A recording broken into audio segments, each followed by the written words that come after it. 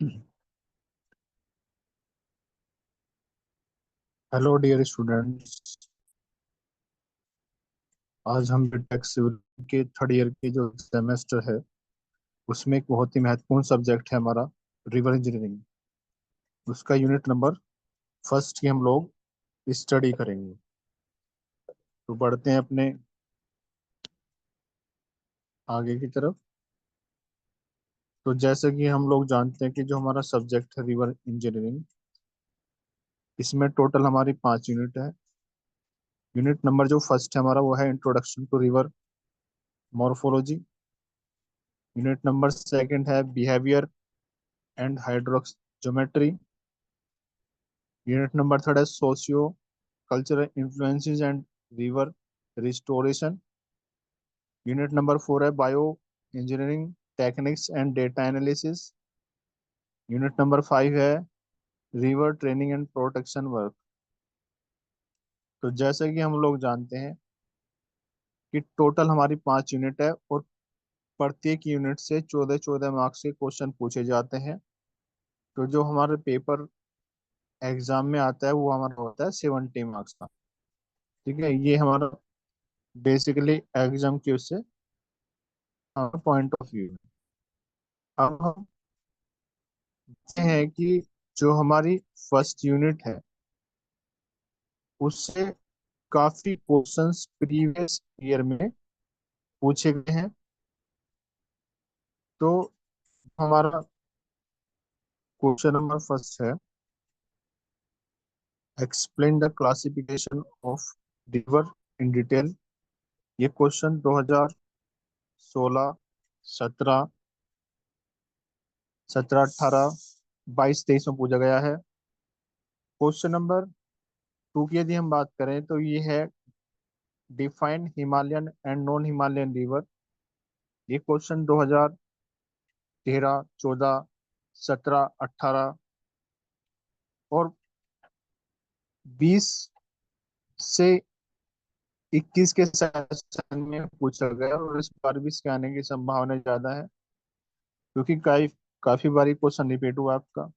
Question number third है classify the reverse in flood plain. एक question हमारा 2013, 14, 17, 18, 20, 21 में पूछा गया है। और क्वेश्चन नंबर फोर जो कि एक बहुत ही महत्वपूर्ण क्वेश्चन है, ये आता है define distinguish between dead load suspended and बस लोड। 2014, 15, 18, 19, 21, 23, 24 में पूछा गया है। और मैं आपको जानकारी बता दूं, इस बार भी इस क्वेश्चन के आने की संभावनाएं बहुत ज्यादा है। देखने में तो क्वेश्चन ऐसा लगता है कि पता नहीं क्वेश्चन क्या है, लेकिन यदि आप जब इसका बेसिक चीज पढ़ोगे तो आपको ये दिख जाएगा कि प्रैक्टिकली जब हम किसी चीज को या किसी वस्तु को देखते हैं तो प्रैक्टिकली देखने से ही वो पढ़ने से ज्यादा समझ में हमें आ जाता है देखने मात्र से ही। तो क्वेश्चन नंबर जो हमारा फाइव है वो है what do you understand by पर मॉर्फोलॉजी।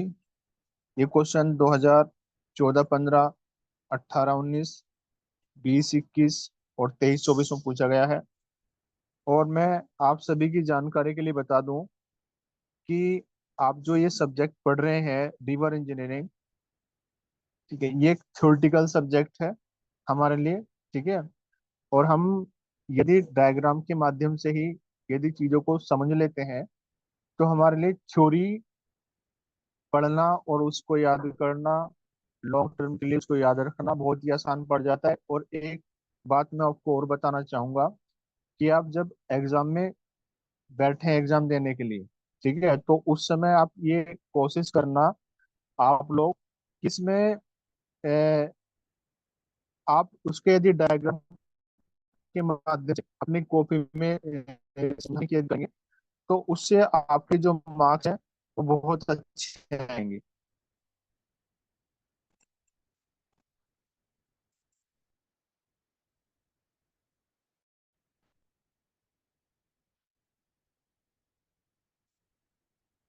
तो आपके जो मार्क्स हैं वो काफी अच्छे आएंगे। तो बढ़ते हैं आगे की तरफ।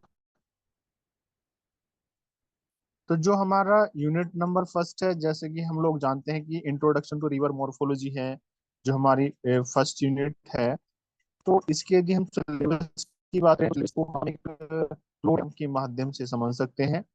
जैसे कि स्क्रीन पर मैंने आपको मेंशन किया है कि जो फर्स्ट टॉपिक होगा वो classification of rivers, mechanics of alluvial rivers है, channel and flood plain features है, सेडिमेंट ट्रांसपोर्ट है, बजट्स, रिवर मॉर्फोलॉजी, एंड में हम लोग पढ़ेंगे क्लासिफिकेशन स्कीम के बारे में। तो ये टोटल सिलेबस है जो कि हम यूनिट नंबर फर्स्ट में हम लोग स्टडी करेंगे। और आप ये मानकर चलिए कि किसी भी यूनिट का सिलेबस को देखने से ही आप ये पता लग जाता है कि इसमें से किस टाइप का क्वेश्चन बनता है आपका। ठीक है, जो भी क्वेश्चन होता है आपका वो सिलेबस टू सिलेबस ही होता है। आउट ऑफ सिलेबस क्वेश्चन इसमें कम ही आता है क्योंकि थ्योरेटिकल सब्जेक्ट है। ठीक है, डायग्राम के माध्यम से जब हम इसे पढ़ने की कोशिश करेंगे तो बहुत जल्दी हमें ये याद भी हो जाएगा। और जैसे कि हम लोग प्रीवियस टाइम से ही हम ये चीजों को देखते आए हैं, किसी भी सब्जेक्ट को पढ़ने से पहले, किसी भी यूनिट को पढ़ने से पहले हम एक हमारा एक कॉन्सेप्ट है 3W के नाम से, जिसमें से कि फर्स्ट W का जो मीनिंग होता है वो आपका वो होता है कि व्हाट क्या है ये। ठीक है, दूसरा वाई, और तीसरा होता है वेयर। ठीक है, तो जब हमें अपने तीनों क्वेश्चनों के आंसर हमें मिल जाते हैं कि हम क्या उसे पढ़ना है हम लोगों को, तो उसको चीजों को समझना याद करना हमारे लिए ज्यादा इजी हो जाता है। तो हमारे लिए पहला काम यह है कि जो सब्जेक्ट है वो एक्चुअल में है क्या। ठीक है, हम उसकी पढ़ाई क्यों कर रहे हैं। दूसरे में आता है कि जो सब्जेक्ट है उसकी जो स्टडी की जा रही है, ठीक है, वो क्यों की जा रही है, कहाँ कहाँ पे उसका इस्तेमाल किया जा रहा है। और थर्ड है वेयर, यानी कि इसकी एप्लीकेशंस की हम बात करते हैं, कहाँ कहाँ पे इसका उपयोग किया जाता है।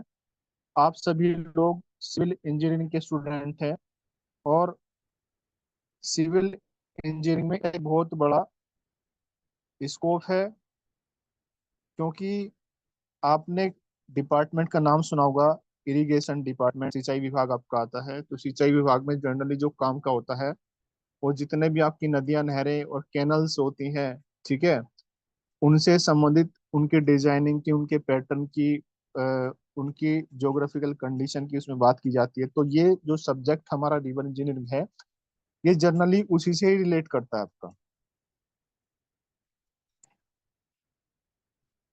तो जो हमारा पहला क्वेश्चन है कि जो रिवर इंजीनियरिंग है वो एक्चुअल में है क्या। तो river engineering is nothing but only क्या है कि ये जो सिविल इंजीनियरिंग होती है आपकी, ठीक है, उसमें एक स्पेशलाइजेशन फील्ड होता है स्पेशलाइजेशन का, जिसके अंतर्गत हम लोग क्या करते हैं कि जो फ्लड कंट्रोल को करना, ये देखते हैं उसमें कि उसके वाटर जो रिसोर्सेस हैं उसको कैसे मैनेज किया जाता है।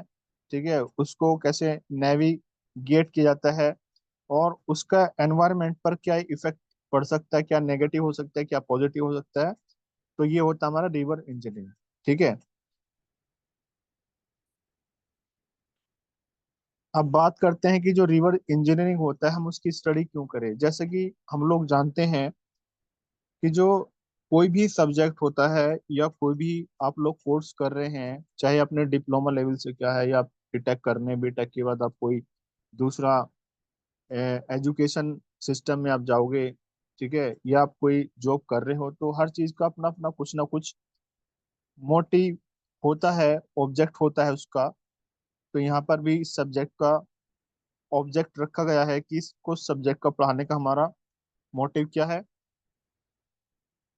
तो जो रिवर इंजीनियरिंग होता है, यदि हम इसकी ये देखें कि हम इसको क्यों पढ़ पा रहे हैं, ऐसी क्या जरूरत है कि हमें ये पढ़ना पा रहा है। क्योंकि हम लोगों का जो ब्रांच है, आप सब लोग जानते हैं सिविल इंजीनियरिंग के आप लोग स्टूडेंट हैं। ठीक है, तो सिविल इंजीनियरिंग का जो फील्ड है वो काफी बड़ा फील्ड है। उसमें विभिन्न प्रकार की कई सारे आपको स्पेशलाइजेशन सब्जेक्ट देखने को मिल सकते हैं, क्योंकि आपका इसमें नेशनल हाईवे भी इसमें आ जाता है, इरिगेशन डिपार्टमेंट भी इसमें आ जाता है। ठीक है, और बिल्डिंग कंस्ट्रक्शन में आ जाता है, पीडब्ल्यूडी है, सीपीडब्ल्यूडी भी तमाम प्रकार के जो डिपार्टमेंट इसमें पाए जाते हैं। तो यदि हम रिवर इंजीनियरिंग की स्टडी की यदि हम बात करते हैं, तो इसमें जो पहला पॉइंट आता है वो आता है हमारा कि वाटर की जो डिमांड है, ठीक है, तो हम लोग चेक करते हैं पहले कि जो वाटर की डिमांड की, जैसे मान लीजिए सपोज करिए आपने देखा होगा कि जब आपके किसी भी शहर में, किसी गांव में जब पानी की टंकी बनती है, जो ओवरहेड वाटर टैंक बनते हैं, तो ओवरहेड वाटर टैंक बनाने से पहले वहाँ वहाँ की जो पॉपुलेशन होती है उसके आधार पर ही उसकी डिजाइनिंग की जाती है। ऐसी सेम आपकी जो मल्टी स्टोरी बिल्डिंग है, उसको डिजाइन करने से पहले कि यहाँ पे कितने फ्लोर बनेंगे, ठीक है, ठीक है, कितने वहां पर आपको पार्किंग के लिए स्पेस देना है, तो सारी चीजें प्री डिफाइंड होती हैं। तो वो क्या होते हैं, उसके लिए पहले हमें स्टडी करनी पड़ती है। तो सेम रिवर इंजीनियरिंग की बात है, यदि हम स्टडी की बात इसमें करें, तो पहला आता है वाटर डिमांड। तो वाटर डिमांड में तीन चीजें इसमें पहले पॉइंट पर रखी जाती है। पहला इसमें एग्रीकल्चर होता है, इंडस्ट्रियल क्षेत्र होता है, और फिर उसमें देखा जाता है जो पब्लिक यूज, यानी कि जो ड्रिंकिंग आपका वाटर होता है, ठीक है, उसके लिए कितनी डिमांड आपको पड़ती है। तो आईएस कोड में ये सारी चीजें मेंशन की गई हैं। ठीक है, तो जो रिवर इंजीनियरिंग है, तो पहली उसमें तीन चीजें हम बेसिकली देखते हैं, वो होता है वाटर की डिमांड, आपके औद्योगिक क्षेत्र में कितना पानी आपको चाहिए वो देखना होता है, उसकी स्टडी करनी होती है।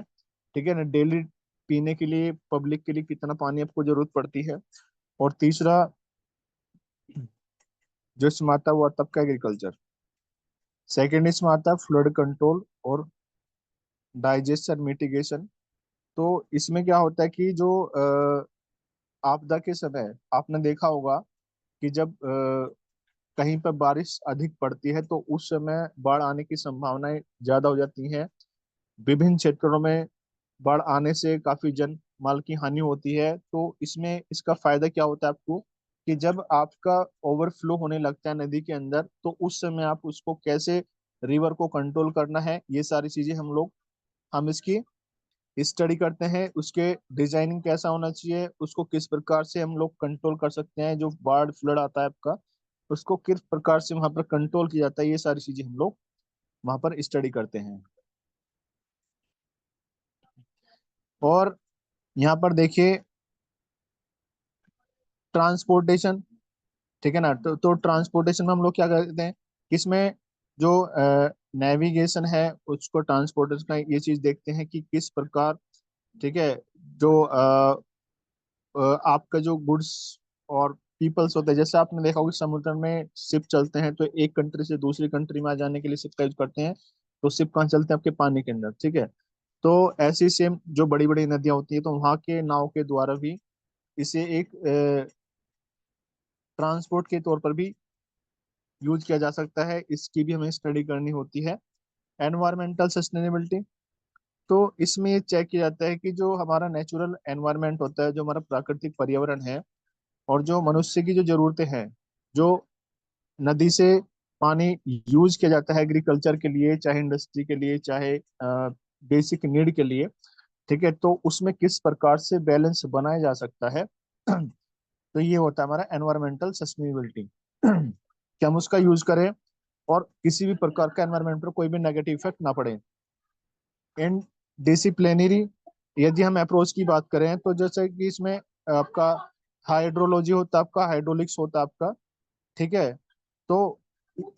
तो इसमें होता क्या है कि जैसे कि मान लीजिए कि आपका हाइड्रोलॉजी से क्या संबंध होता है, कि आपने देखा होगा कि जैसे नदियों का जो वाटर होता है, ठीक है, तो जब जिस समय टेम्परेचर अत्यधिक होता है, तो उस समय वेपर्स बनती है, और वेपर बनने के बाद क्या होता है कि फिर से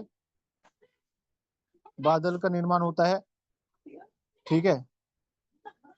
तो उसमें एक्चुअल में होता क्या है, उसमें बारिश पड़ने की जो संभावना, अ, उसका अनुमान लगाया जाता है। तो इस प्रकार की भी इसमें स्टडी आपकी की जाती है।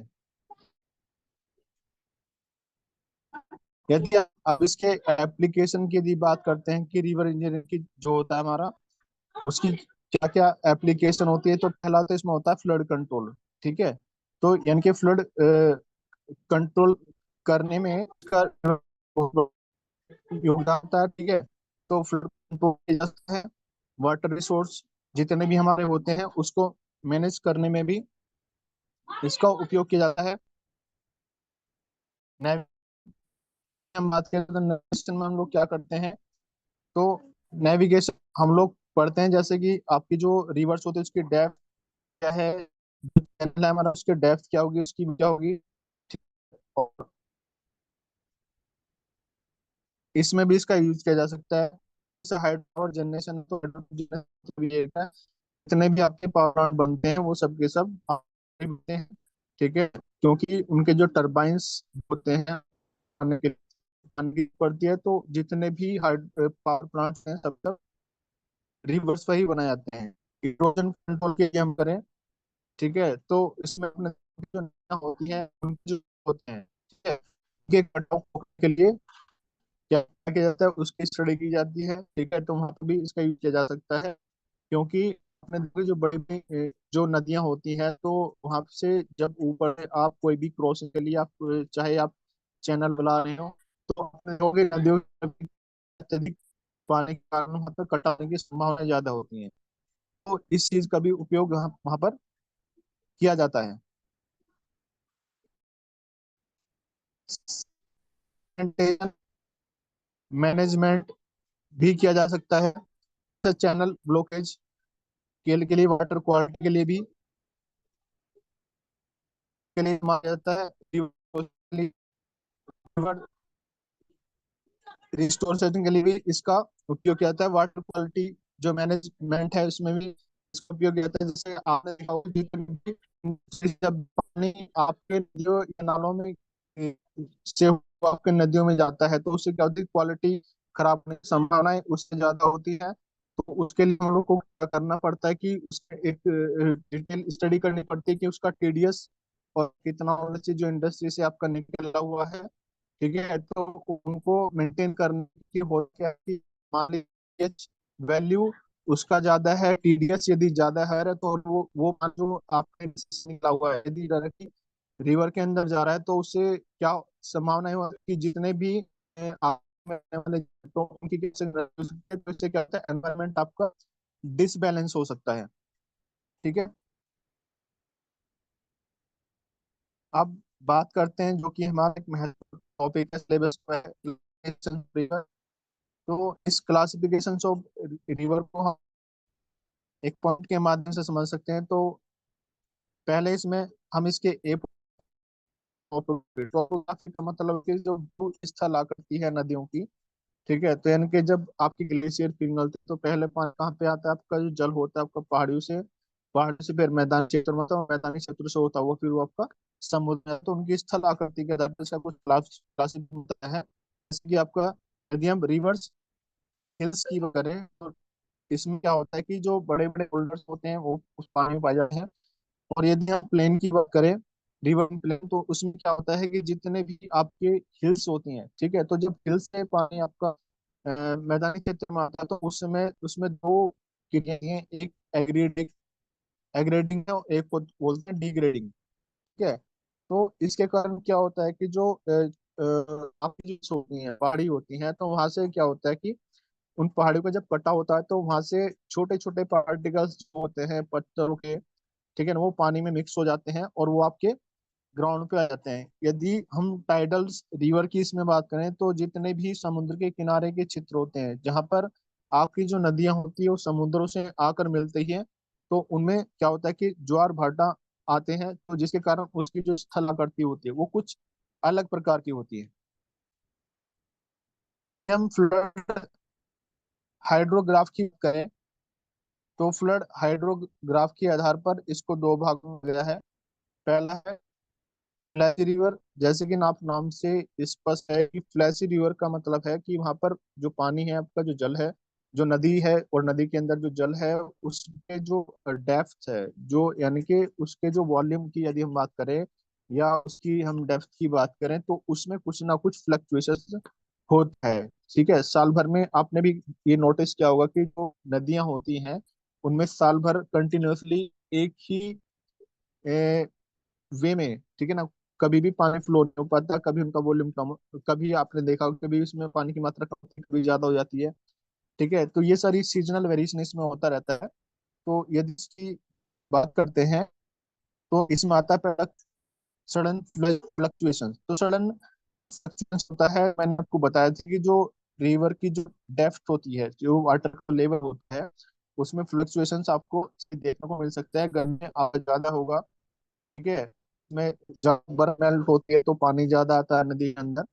और सर्दी में वाटर लेवल जो उसका जो बर्फ होती है वो कम मेल्ट होती है, तो इसलिए पानी की मात्रा वहां पे कम होती है, तो ये फ्लक्चुएशन आपको मिलता है।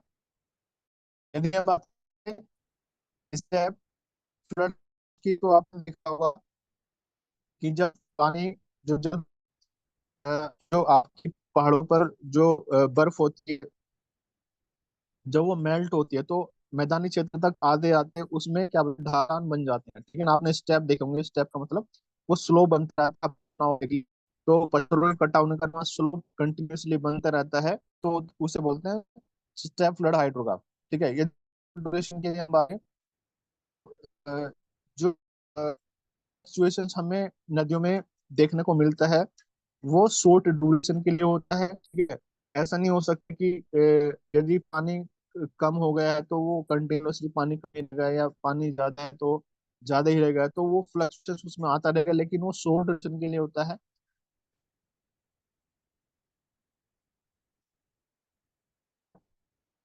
पहला फेज हुआ आपका, इसमें 100 है आपका, और दूसरा इसका वर्जिन। तो वर्जिन का जैसे कि आपको नाम से दिख रहा होगा और समझ में भी आ गया होगा आपका, तो वर्जिन रिवर का मतलब होता है कि जितने भी आपके, जैसे मान लीजिए आपके शुष्क क्षेत्र होते हैं, ठीक है, जहाँ गर्मी आपकी ज्यादा पड़ती है, जैसे मान लीजिए आप साउथ में चले जाइए, तो साउथ के जो जितने क्षेत्र हैं वहाँ पर गर्मी ज्यादा पड़ती है आपकी। राजस्थान में चले जाइए आप, ठीक है ना, तो राजस्थान में आपका, आप देखते हो टेम्परेचर हमें से ज्यादा रहता है, रेतीला आपका मैदानी रेतीला क्षेत्र है वो। तो वहाँ पे होता क्या है, जो नदियां होती है जनरली क्या होती है, वो शुष्क रहती हैं आपकी, ठीक है, उसमें पानी की मात्रा कम रहती है। तो यदि पॉपुलर आधार पर हम देखें तो पहला इस बात आपका एनवायरमेंट, ठीक है, तो मतलब ये नदियां आपकी वहां पाई जाती हैं जहाँ का जो जलवायु होता है वो बहुत ज्यादा शुष्क होती है, ठीक है ना, रेतली वहां पर जमीन होती है आपकी। और यहाँ पे इवेपोरेशन और परकोलेशन की मात्रा भी आपको देखने को मिलती है। आपने देखा होगा कि जहाँ गर्म क्षेत्र होते हैं वहां पर पानी ज्यादा होता है, जो आपका क्या होता है, जो सैंडी क्षेत्र होते हैं, रेतीले क्षेत्र, पानी को जो अवशोषित करता है, इसलिए क्या होता है कि जो समुद्र के किनारे पहुंचते पहुंचते उनका जो पानी होता है बिल्कुल सूखा है, ठीक है, तो वो थी इसकी वर्जिन रिवर कम्प्लीटली। मैंने आपको बताया कि समुद्र तक पहुंचते पहुंचते में पानी की मात्रा भी कम ही हो जाती है। और अब बात है रिवर मोर्फोलॉजी की, बड़ा ही महत्वपूर्ण इम्पोर्टेंट की मोर्फोलॉजी। तो रिवर मोर्फोलॉजी का मतलब होता है कि जो हमारे रिवर्स है, ठीक है, तो रिवर्स की जितनी भी भौतिक विशेषताएं, ठीक है, फिजिकल फीचर्स होते हैं नदियों के, बहुत विशेषता की होती हैं। और चाहे हम उसके चैनल की शेप की यदि हम बात करें, चाहे हम उसके पैटर्न की यदि हम बात करें, ठीक है, और चाहे हम प्रोसेस की बात करें, उनमें क्या परिवर्तन, क्या चेंजेस उसमें देखना पड़ता है, उन सभी की जो स्टडी की जाती है वो हमारा कहलाता है रिवर मॉर्फोलॉजी। तो जैसे कि आप डायग्राम में देख पा रहे हैं, ये एक नदी है, इसका ये बेड है, तो यानी कि ये सब का है, इसमें सैंड ग्रेवल से, एक एंड इसका है, दूसरा एंड इसका ये है।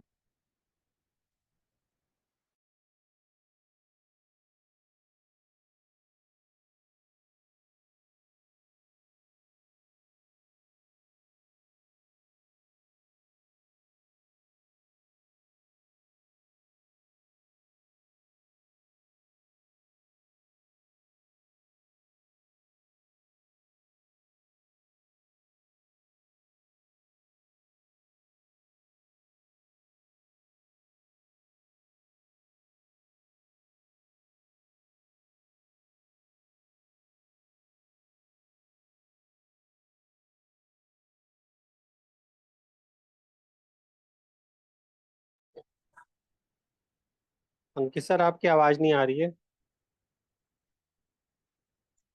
और ये सर वो लॉग आउट्स हो गया था, पता नहीं क्या हो गया इसमें। एक मिनट चेक कर रहा हूँ सर वहीं से ही से।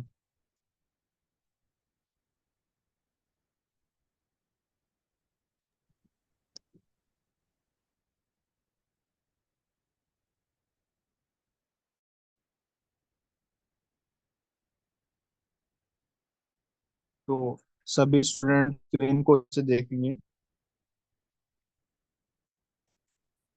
तो जेंडर का मैंने आपको बताया।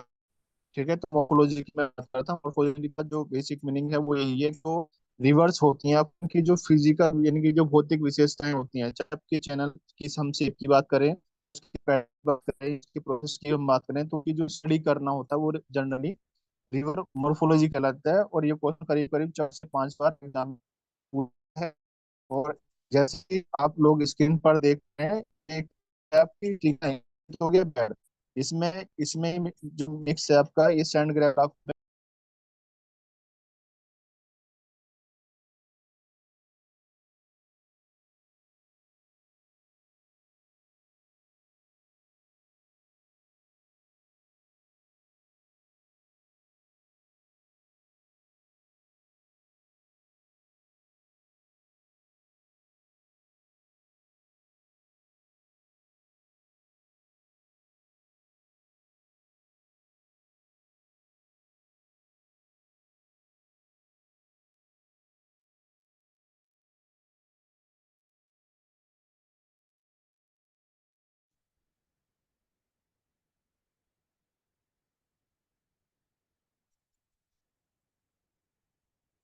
तो ये तो जो नदी होती है उसकी जो भौतिक विशेषताओं का अध्ययन करना ही रिवर मोर्फोलॉजी कहलाता है। इसको आसान शब्दों में इस प्रकार ही हम समझ सकते हैं।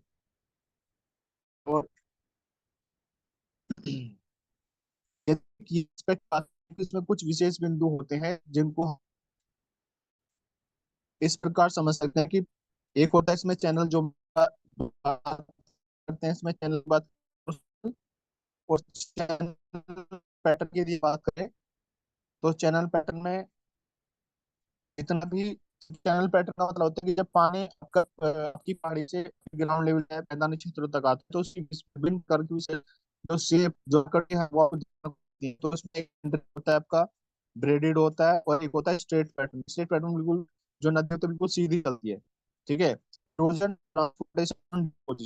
ठीक है, तो जब तो इसका भी हम लोग यहाँ पे अध्ययन करते हैं कि जब कितना जो आपके पार्टिकल्स कितने ट्रांसपोर्ट हो पा रहे हैं, कितना उससे इरोजन हो रहा है। ठीक है ना, और कितना वहां पर डिपोजिशन हो रहा है। ठीक है, और यदि इस रिवर डिजाइन की बात करते हैं, रिवर डिजाइन का मतलब ये होता है कि यदि आसान शब्द में कहूँ आपको समझाने की कोशिश करूँ, तो जो आपने आप नदी में नहाने नहाने कभी गए हो तो आपने देखा होगा कि आप उसके सरफेस पे जब पैर रखते हो तो आपको कुछ समय बाद रेत आपके पैरों के नीचे निकलने लगता है। ठीक है, तो वो किसके कारण होता है कि जो आपका जो नदी का जो पानी होता है जब उसको फोर्स लगाता है वहां पे, ठीक है, तो जो उसकी काइनेटिक एनर्जी थी जो फोर्स लगाता है उससे क्या होता है कि जो पार्टिकल का मूवमेंट स्टार्ट होता है। ठीक है, वो जो मूवमेंट हो रहा है, ठीक है, तो वो जो मूवमेंट हुआ पार्टिकल का उस प्रोसेस को बोलते हैं रिवर रिजाइन।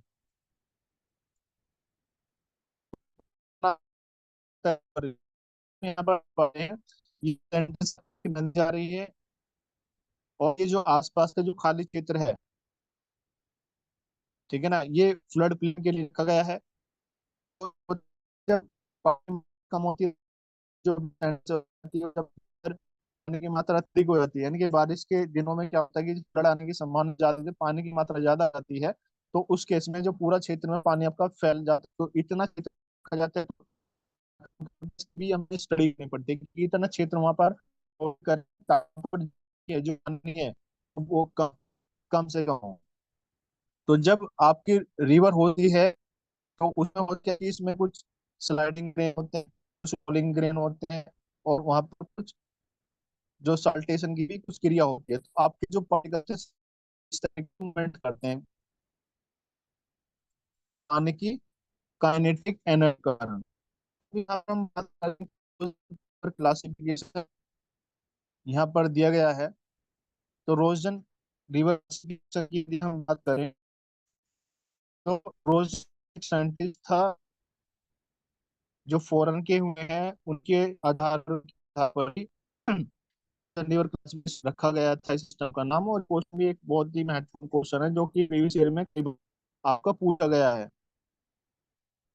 तो यदि हम बात करते हैं इसमें जो डायग्राम गया है, ये समझ सकते हैं। तो जो मॉर्फिक जो रोजन रिवर क्लासिफिकेशन है चार्ली नोट है, तो पहला जो लेवल आपका वो है जियोमॉर्फिक कैरेक्टराइजेशन। तो इसमें यदि हम बात करते हैं इसके लेवल क्या हमारी जो घाटी हो, ठीक है, उसको उनके स्लोप के आधार पर, ठीक है, डिवाइड किया गया है। यदि मान लीजिए यदि स्लोप आपका 10% से ज्यादा जा रहा है तो उसको ए स्मॉल ए प्लस बता दिया गया है। और जिनका स्लोप 4 से 10% के बीच है उनको ए कैटेगरी में रख दिया गया है। जिनका स्लोप 2 से 4% है उनको बी कैटेगरी में रख दिया गया है। जिनका स्लोप 2% ज्यादा है, 4% से कम है, उसको सी कैटेगरी में रख दिया गया है। जिसका स्लोप आपका इक्वल परसेंट है तो उसको डी कैटेगरी में रखा गया है। पर स्लोप आपका 0.5% है तो उसको वहां पर डी रखा गया है। और less than equal to 2% slope होने पर उसको ई कैटेगरी में आता है। और similarly less than equal to 2% होने पर उसको एफ कैटेगरी में भी रखा जाता है। और 2 से 4% होने पर स्लोप को जी कैटेगरी कैटेगरी में रखा गया है। तो ये था आपका लेवल 1 का क्लासिफिकेशन। लेवल 2 की बात करते हैं तो लेवल 2 में आता है आपका मॉर्फोलॉजिकल डिस्क्रिप्शन। मॉर्फोलॉजिकल डिस्क्रिप्शन में होता है क्या है कि जो आपकी नदी होती है और उस नदी की विड्थ है, जो डेप्थ है, और जो चैनल का जो स्लोप, ठीक है, तो जनरली इसके आधार पर ही जो रिवर है उसको क्लासिफाई किया जाता है।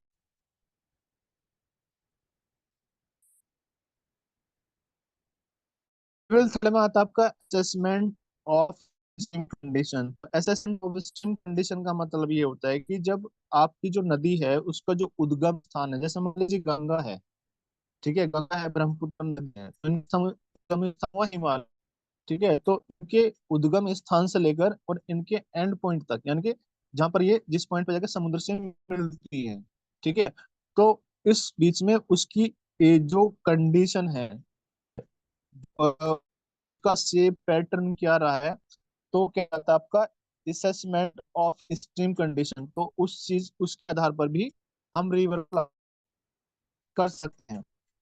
लिटिल फॉर्म क्या आता है, फील्ड डेटा वेरिफिकेशन किया जाता है। तो फील्ड डेटा वेरिफिकेशन में कहता है जनरली जो डेटा हमें साइट से कलेक्ट करके मिलता है, जो रिवर होती है हमारी उसका जो साइट से हमें डेटा कलेक्ट करके मिल सकता है, उसकी कंडीशन के आधार पर भी रिवर को क्लासिफाई किया जा सकता है। तो ये होता है आपका लेवल नंबर 4। इसे हम बोलते हैं फील्ड डेटा वेरिफिकेशन। अब हम बात करते हैं जो कि हमारा एक बड़ा ही महत्व के Himalayan and non Himalayan reverse. यदि वैसे तो सभी ट्रिक आप लोगों ने पहले होंगे, ठीक है ना, वैसे तो आदमी को हर चीज की नॉलेज होती है, ठीक है, लेकिन दिक्कत सबसे क्या कहाँ पे आती है कि हम लोग उसका प्रैक्टिकल यूज करना नहीं जानते। पता सब है लेकिन जब हम पढ़ते हैं और जब हम उसको प्रैक्टिकली पढ़ने की कोशिश करते हैं तो तब हमें पता लगता है कि ये चीज तो हम ऑलरेडी पहले से जानते हैं। तो उसको समझना पढ़ना ज्यादा आसान हो जाता है। तो मैं आपको बात कर रहा हूँ हिमालयन और नॉन हिमालयन रिवर्स कौन कौन सी होती हैं। तो हिमालयन रिवर्स का मतलब होता है कि वो नदियां जिन नदियों का उद्गम हिमालय से होता है, नॉर्थ पोल से।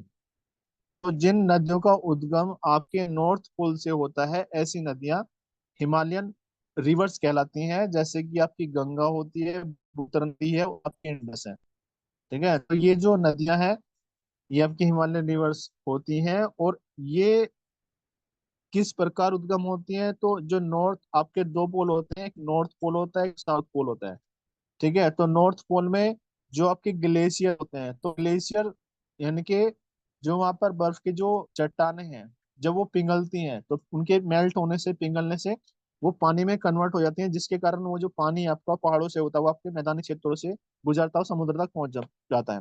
तो वो जो जल होता है वो कई धाराओं में बढ़ जाता है, तो उनके आधार पर नदियां बन जाती हैं आपकी। एक गंगा होती है, एक ब्रह्मपुत्र है, वो एक की इंडस। तो इनका उद्गम स्थान कहाँ से? हिमालय से। तो जिनका हिमालय से उद्गम हुआ वे नदी कहलाती है आपकी हिमालयन रिवर।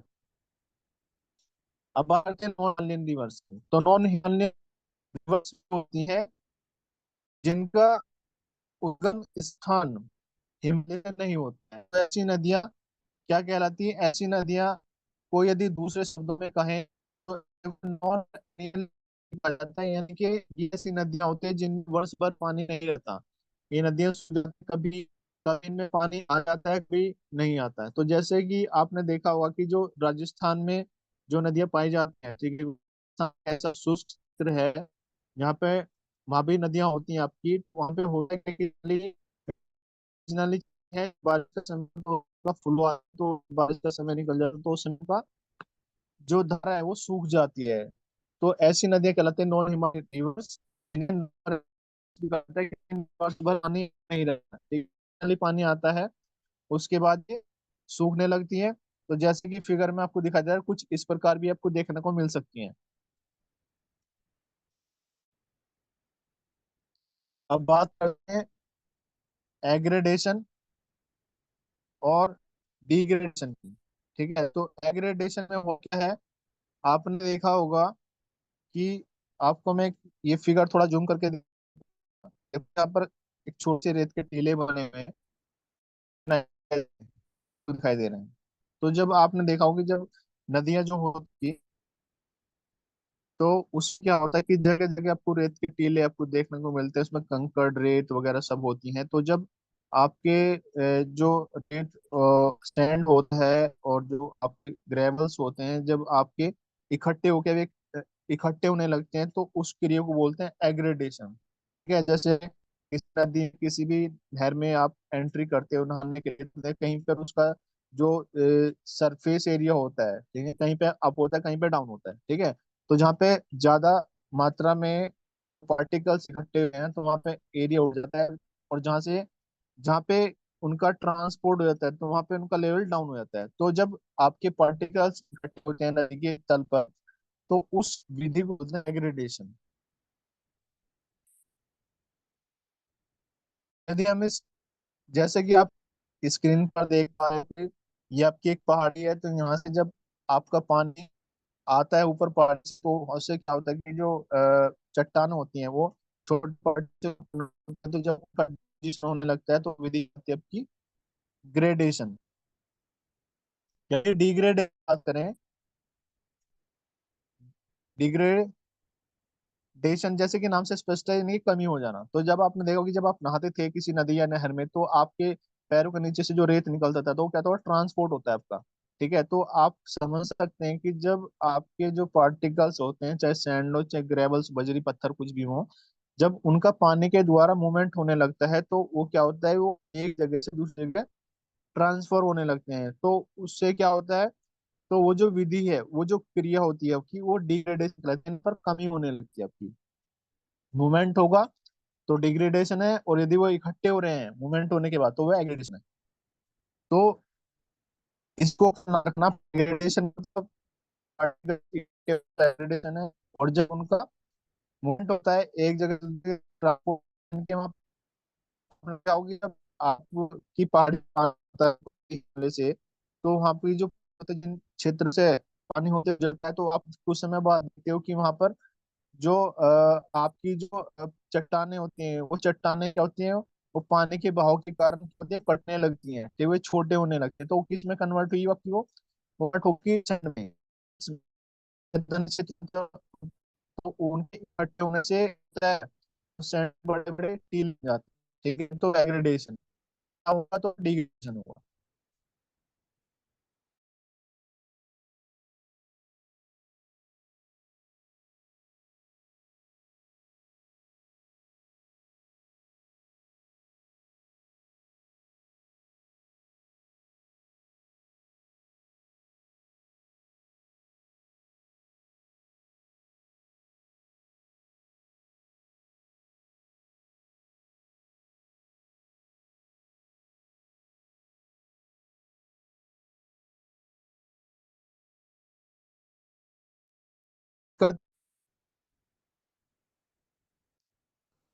अपने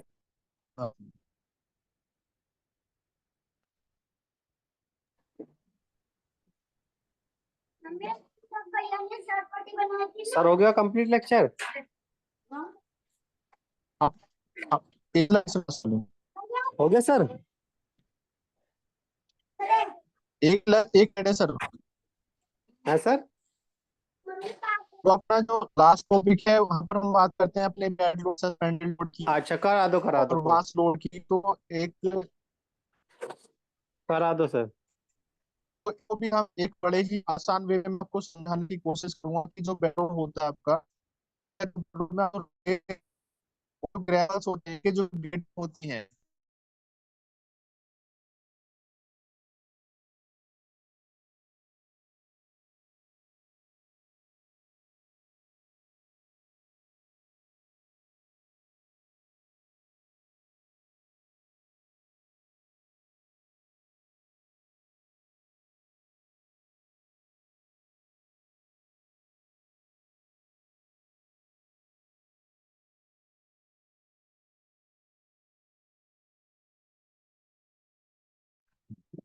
अंकित सर क्या हुआ?